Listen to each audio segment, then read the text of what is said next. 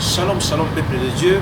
Je bénis l'Éternel pour ce belle matinée. Oui, bien aimé, je suis tellement dans la joie parce que, bien aimé, à chaque matin, la Bible dit Dieu renouvelle sa beauté. Je vous invite là où vous êtes, papa, maman, approchez-vous, bien aimé, écoutez les rémas de l'Éternel. Et là où vous êtes, bien aimé, nous vous invitons d'incliner nos têtes, nous allons prier. Père de gloire, nous te bénissons. Merci pour ta présence, Père de gloire. Et nous sommes, Père de gloire, Dieu qui marche avec nous. Et merci encore une fois de plus parce que tu nous as fait grâce d'écouter ta parole. Et nous voulons t'écouter, parle-nous et dispose toute personne qui va écouter, qui va recevoir la grâce d'écouter cette parole que tu vas nous parler au nom puissant de Jésus. Amen. Oui, bien aimé, pour cette année, nous allons parler, connais-toi toi-même. D'abord, donner les secrets et faire de telle sorte que les gens puissent être encore éveillés. Parce que quand tu te connais, ta vie ne sera plus endormie. Tu vas plus encore dormir, tu vas te lever tête haute. Tu comprendras, ce n'est pas pour rien que tu es fait. Amen, amen. Et raison pour laquelle, s'il y a des révélations que Dieu met dans notre disposition, nous sommes esclaves d'exposer cela. Et soyez bénis parce que tu as aimé notre page. Soyez bénis parce que tu publies nos publications. Soyez bénis parce que tu nous fortifies encore davantage. Et là où vous êtes bien aimés, soyez concentrés parce qu'il y a encore des rémas. Aujourd'hui, nous allons parler. Il y aura des sous-thèmes que nous allons continuer parce qu'il y a beaucoup de contenu à l'intérieur. Je suis tellement dans la joie parce que je sais que tu aimes écouter les rémas de l'Éternel. Et aujourd'hui, par la grâce de Dieu, Dieu a mis quelque chose de très capital pour ta vie. Amen, amen. Dans tous les domaines que nous voyons dans ce monde, il y a toujours les clés, ce qu'on appelle les secrets. Donc si tu touches à un secret là, ça veut dire que la personne peut tomber. Tu touches au secret d'un pays, le pays peut aussi se basculer. Ce sont des secrets. Amen, amen. Et quel est le secret de ta vie? Et je bénis Dieu parce que Dieu a donné des rémas vraiment qui va réveiller la conscience humaine. Amen, amen.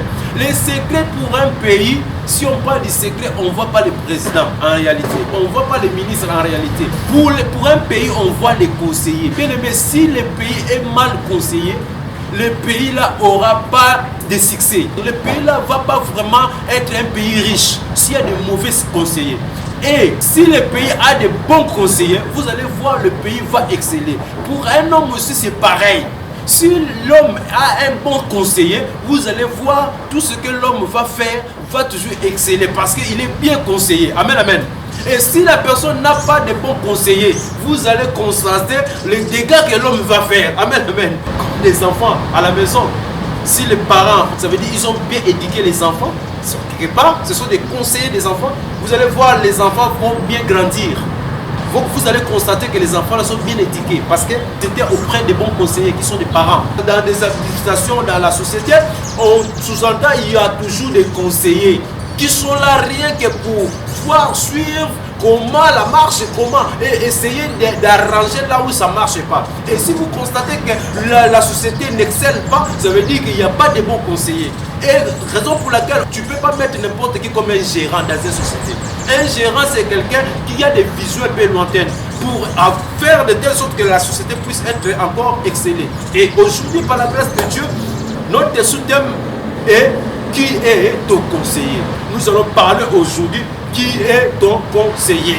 Amen, amen. Et rapidement, nous vous invitons là où vous êtes, bien aimés, d'ouvrir rapidement nos Bibles dans les livres de 1 Roi, les chapitres 12, les versets 6 et en descend. Mais je vais lire juste le 6. Amen, amen.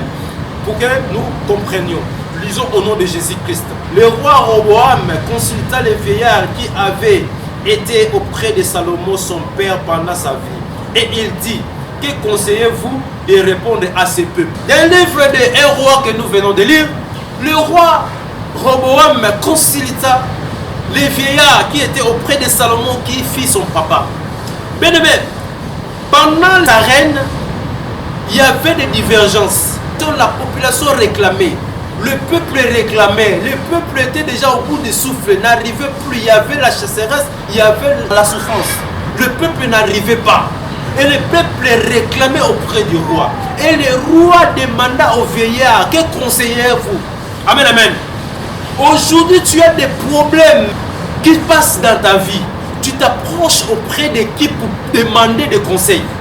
Or, dans le même verset que nous allons lire, vous allez lire jusqu'à la fin, à la maison, vous allez constater bien que le roi faisait un bon pas allant vers le vieillard qui était auprès de son papa pour demander des conseils, le même roi retourna encore pour aller auprès de ses amis. Or, les conseils des vieillards, c'était quoi, bien-aimé? C'était de telle sorte, roi, fais du bien à la population. Quand tu feras du bien, les mêmes populations deviendront tes serviteurs. Ils vont te servir correctement. Et ses camarades, les conseils des camarades du roi Roboam, c'était ne pas faire du bien. Aujourd'hui, bien-aimé, qui te conseille? Tu choisis quel genre, catégorie de conseiller? Tu es conseillé par qui? Par tes amis? Tu es conseillé par qui? Par tes proches? Par ta famille? Tu es conseillé par ta femme? Par ton homme? Par ton mari? Tu es conseillé par ton pasteur? Je ne sais pas. Mais qui est ton conseiller? C'est ça notre soutien. Le roi, bien qu'il était roi, il consultait les vieillards. Mais le même roi qui retourna encore pour aller vers. Bien-aimé, aujourd'hui ta vie est en train de basculer. Il y avait une sœur un jour, m'a dit, papa, si je connaissais Dieu depuis longtemps, j'avais pas peur de mon mariage. J'avais interrompu mon mariage à cause parce que j'avais pas de bons conseillers. Parce que je connaissais pas la vérité. Et aujourd'hui, je regrette jusqu'aujourd'hui, je suis incapable de trouver un mari à cause des mauvais conseillers. Aujourd'hui, bien-aimé, tu as perdu tout ce que tu avais parce que tu n'as pas de bons conseillers. Qui te conseille, bien-aimé? Aujourd'hui, tu pries, bien-aimé, mais tu fais des activités. Ça peut ou pas aussi marcher, mais qui te conseille, bien-aimé? Le roi, bien qu'il était roi, il consultait les vieillards. La Bible dit clair, le roi Roboam appela les vieillards pour avoir au moins l'idée. Je bénis Dieu pour sa miséricorde. Aujourd'hui, nous allons parler, nous allons t'amener à un niveau pour comprendre même ta vie aujourd'hui. Ce n'est pas les sorciers seulement que tu acquises, mais les gens qui sont tout autour de toi, qui te conseillent dans le mal. Les gens qui sont tout autour de toi, tu choisis comme des amis. Ce sont les mêmes gens qui te trahissent. Les gens qui sont tout autour de toi, que tu donnes confiance, ce sont les mêmes gens qui viennent pour détruire ta vie. Les gens à qui tu exposes tes secrets, bien-aimés. Ils écoutent, ils te donnent des réponses, des mauvais conseils. Les mêmes gens qui prennent tes secrets pour aller publier par-ci par-là. Tes secrets de la vie, tu écoutes à tout le monde parce que tu ne sais pas qui tu peux exposer tes conseils. Dans ce monde, ce n'est pas tout le monde qui sont faits pour conseiller. Raison pour laquelle nous allons lire d'abord rapidement pour que tu comprennes d'abord un conseiller c'est qui et un conseiller doit faire quoi en réalité. Amen, amen. Nous allons lire dans le livre des Psaumes, le chapitre 32, le verset 8. Je lis au nom de Jésus-Christ. Je t'instruirai et je te montrerai la voie que tu dois suivre. Je te conseillerai, j'aurai des regards sur toi. C'est la parole de l'Éternel. Amen, amen. Dieu qui dit à David, je t'instruirai, je te montrerai le chemin. Bien-aimé, David, selon la Bible dit quoi? David, l'homme selon le cœur de l'Éternel. Mais si nous regardons la vie de David, David n'était pas vraiment un homme honnête. Amen, amen. David faisait des dégâts graves. Moi, je peux dire, David, c'était un grand criminel. Parce que David tuait des hommes pour les femmes. David n'était pas un bon homme. Mais Dieu, malgré tous ses fautes, Dieu disait l'homme selon le cœur de l'Éternel. Je vais m'expliquer et vous allez comprendre. Pourquoi Dieu considérait David ainsi? La force de David d'abord c'était quoi? Et la faiblesse de David c'était quoi? Premièrement, la faiblesse de David était le péché. David ne résistait pas devant les femmes. David tombait à chaque fois. Mais la force de David c'est quoi? Je m'explique. David, à chaque fois qu'il tombe, il suffit seulement un homme de Dieu vient. Ainsi dit l'Éternel ce que tu as fait. Aussitôt David ne se posait pas de questions. Aussitôt David ne ripostait pas. David s'inclina bien qu'il était roi. La Bible dit quoi? David tombait même à terre. Et David chantait pour Dieu. David dit, raison pour laquelle si nous lisons dans le livre des Psaumes, vous allez constater, oh Éternel, oh Dieu, ayez pitié. Oh, donc c'est une façon de dire à Dieu, je suis rien devant toi. Je suis qu'un pécheur. Et Dieu par là, Dieu constate que l'homme selon mon cœur. Bien aimé, aujourd'hui tu peux aussi.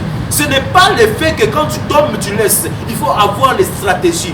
La personne qui peut être un conseiller, c'est celui qui a l'esprit de Dieu. Aujourd'hui, nous allons parler des hommes de Dieu. Mais ce n'est pas tout le monde. Ce n'est pas tout homme de Dieu qui peut être ton conseiller. Il faut demander à l'esprit. L'esprit te confirme, mais celui-là, c'est un homme de Dieu. Et aujourd'hui, bien aimé, qui est ton conseiller? Tu fais des erreurs graves. Tu cherches même tes propres enfants de la maison qui te conseillent. Tu donnes l'oreille à tout le monde. Avec quel esprit les gens là te conseillent? Les gens qui te conseillent, ils ont quel esprit pour te conduire? Aujourd'hui, bien aimé, tu as l'entreprise. Mais qui est ton conseiller? Aujourd'hui, tu es ministre. Mais qui est ton conseiller? Aujourd'hui, tu es député. Qui est ton conseiller? Tu es chef quelque part. Tu devais avoir un conseiller. Mais qui est ton conseiller? Oui, les pasteurs, oui. Ils peuvent être tes conseillers. Mais quel pasteur qui peut être ton conseiller? Avec ce qui se passe même dans les réseaux sociaux, on voit des hommes de Dieu qui se chamaillent dans les réseaux sociaux. Mais ils ont quel conseiller? La Bible dit quoi? Si on vous gifle à gauche, donnez le droite. Ce n'est pas gifler dans les joues comme nous lisons la Bible. Non, ça veut dire quoi? Si on te fait du mal, retourne-toi auprès de Dieu. Laisse-toi que le Dieu de la justice rende sa justice. Mais aujourd'hui, bien aimé, tu te chamailles, tu te bats même dans les réseaux sociaux. Par quelle initiative? Quel est ton conseiller? Parce que quand on te fait du mal, tu es un homme de Dieu, tu devais avoir l'esprit de Dieu. Mais qui te conseille pendant qu'on te fait du mal? Tu es allé riposter dans les réseaux sociaux, aller affronter la personne dans les réseaux sociaux. Quand tu as l'esprit de Dieu, bien aimé, ça va se refléter. Tu peux me dire que mon conseiller c'est mon mari. Oui, ton mari est ton conseiller. Mais ton mari a quel esprit? Est-ce que ton mari craint Dieu? Est-ce que ton mari marche selon la voie de Dieu pour te conseiller? Il va te conseiller par rapport à ainsi dit qui? Tu peux me dire que c'est ta femme qui te conseille? Oui, c'est bien. Est-ce que ta femme est scellée pour écouter les règlements de l'Éternel? Un jour, bien aimé, j'étais invité quelque part pour prêcher, faire ma mission sur la terre. Et pendant que je prêchais, il y avait un couple dans l'église qui était vraiment touché par rapport à ce que Dieu parlait. Un mois après, j'étais surpris, j'étais appelé par le couple en question, invité dans leur maison. Je ne connaissais pas aussi non plus le couple. Ils ont exposé leurs problèmes pour que j'ai pris pour eux. Mais la première chose, Dieu m'a dit de leur poser la question, est-ce que Dieu vous parle? Le couple a répondu, en tout cas pasteur, Dieu ne nous parle pas. Même par des révélations, même par des rêves, même par des visions, même par des songes. En tout cas, papa, nous dormons, il n'y a rien. Moi, je dis, mais vous priez bien sûr. Oh oui. Et qu'est-ce que j'ai fait? Je leur ai dit. Moi, je dis non. La première des choses, d'abord, je vais prier pour vous que Dieu commence maintenant à vous parler. Je vais vous connecter avec Dieu. Et c'est vous qui va me dire votre propre problème. Je ne suis pas venu pour vous commencer à prophétiser pour vous. Mais je vais prier que mon Dieu qui me parle, qui commence à vous parler, enfin que vous-même vous découvrez vos problèmes. Et c'est vous qui va me dire, cette fois-ci, je prierai par rapport à ce que vous allez me dire. Je priais pour la famille. Bien aimé, pas même des jours, j'ai reçu encore l'appel. L'homme commence, papa commence à me parler ce que Dieu a parlé. La femme aussi, pareil. Et jusqu'aujourd'hui, bien aimé, Dieu est en train, Dieu parle dans ce couple-là. Et ils ont toujours des règlements de l'Éternel. Et au moment où je vous parle, la société qui était fermée, Dieu a restauré. Ce qui veut dire quoi? Tu peux être un homme de Dieu, mais sans l'Esprit de Dieu, tu n'auras rien à exposer. Tu peux être un prédicateur, mais si tu n'as pas l'Esprit de Dieu, tu n'auras pas de conseils à donner aux gens. Parce que tout ce que tu diras au peuple ne va pas donner la solution. Et tu risqueras même de faire fuir le peuple de Dieu. Et les conseils, ce n'est pas à tout le monde qui donne des conseils. À ceux qui ont les règlements de l'Éternel. Amen, amen. Toi, tu écoutais tout le monde. David, après avoir compris bien qu'il était un pécheur, s'il y a un homme de Dieu, un prophète, qui vient pour dire que ce que tu as fait, c'est pas bon, Dieu n'a pas aimé, David s'inclina pour demander pardon à l'Éternel. Qui est ton conseiller aujourd'hui, bien-aimé? Aujourd'hui, tu as toujours des problèmes. Tu pries, c'est comme si tu ne pries pas. Aujourd'hui, tu laisses les oreilles à tout le monde. Tout le monde te parle, mais avec quel esprit? Tout le monde te conseille avec quel esprit, bien-aimé? Et aujourd'hui, Dieu veut que tu laisses ta vie tout entière à lui. Et que tu l'écoutes à travers ses serviteurs dignes qui marchent selon lui, qu'il a placés. Ceux-là qui sont habilités pour conseiller. Ceux-là qui sont habilités pour te faire marcher selon la voie de Dieu. Ce n'est pas à tout le monde que tu vas relater tes problèmes. Ce n'est pas à tout le monde que tu vas exposer tes problèmes. C'est expose tes problèmes à l'Éternel. C'est lui seul qui a la clé et la réponse de ta vie. Là où vous êtes bien aimé, c'était votre humble serviteur, Edison Ngimi, que je suis évangéliste.